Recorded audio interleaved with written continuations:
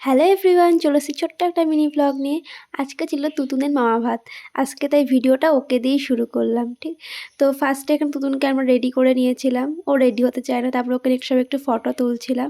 তারপরে এখানে ওর খাবার দাবারগুলো সব সাজিয়ে গুছিয়ে রেডি করা হয়ে গেছে। ও এমন একটা মিষ্টি বা ফোন দেখলেই চুপ করে যায়, ও যতই কাঁদুক ইয়ে করুক।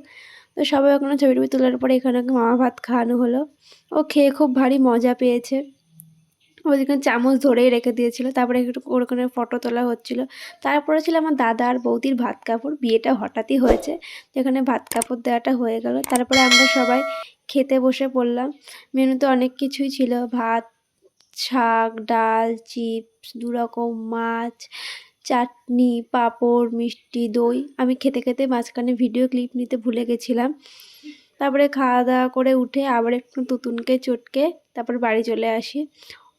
তো আজকের ভিডিওটা এই পর্যন্তই। তোমাদের যদি ভালো লেগে থাকে তাহলে অবশ্যই ভিডিওটি like, comment, share and subscribe করতে ভুলো না।